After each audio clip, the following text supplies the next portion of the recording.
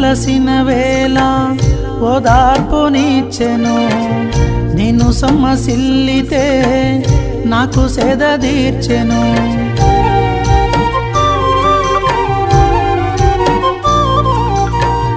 నేను అలసిన వేళ ఓదార్పునిచ్చెను, నిన్ను సొమ్మసిల్లితే నాకు సేద తీర్చెను.